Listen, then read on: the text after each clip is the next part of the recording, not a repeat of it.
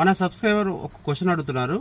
So నేను driving చేస్తున్నప్పుడు ఏదైనా ఒక వెహికల్ని ఓవర్టేక్ చేస్తున్నప్పుడు టెన్షన్ వస్తుంది, భయం వేస్తుంది. ఎదురుగా ఏదైనా వెహికల్ వస్తున్నా కూడా నాకు చేయలేకపోతున్నాను సరిగా అని అడుగుతున్నారు. సో మనం ఖచ్చితంగా ఒక వెహికల్ని ఓవర్టేక్ చేయాలంటే ఫస్ట్ ఆఫ్ ఆల్ మనం ఆ ముందు వెళ్తున్న వెహికల్ని ఓవర్టేక్ చేస్తామా లేదా అనేది ఫస్ట్ నిర్ణయించుకోవాలి.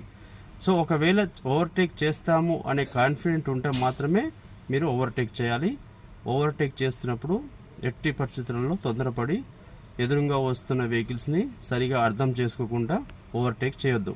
సపోజ్ మన ముందు వెళ్తున్న కారు ఒక 70 స్పీడ్లో వెళ్తున్నప్పుడు మనం ఒక 85-90 స్పీడ్గా వెళ్ళి ఆ వెహికల్ని ఓవర్టేక్ చేయాలి.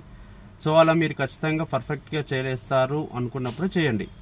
రైట్ మలుపు కానీ లెఫ్ట్ మలుపు కానీ ఉన్న దగ్గర ఎట్టి పరిస్థితులలో ఓవర్టేక్ చేయొద్దు. అండ్ ఎదురుగా మీకు స్ట్రైట్గా రోడ్డు కనిపిస్తుంది, మీకు ఎదురుగా ఏ వెహికల్స్ లేవు అన్నప్పుడు మాత్రమే మీరు ముందున్న వెహికల్స్ని కాస్త స్పీడ్గా వెళ్తూ ఫస్ట్ లైన్ నుంచి మాత్రం ఓవర్టేక్ చేయండి.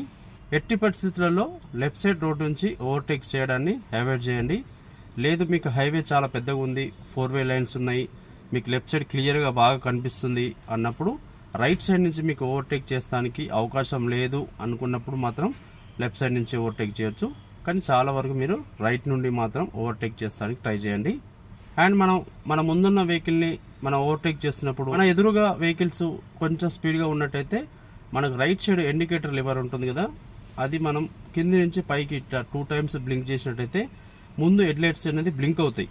సో దానికి అర్థం ఏంటంటే నేను నా పక్కన ఉన్న వెహికల్ని ఓవర్టేక్ చేసి వస్తున్నాను, ఎదురుగా వస్తున్న వాళ్ళు కొంచెం మీరు స్లో అవ్వండి, నేను ఆ వెహికల్ని క్రాస్ చేస్తున్నాను అని ఇండైరెక్ట్గా ఒక సిగ్నల్ అన్నట్టు.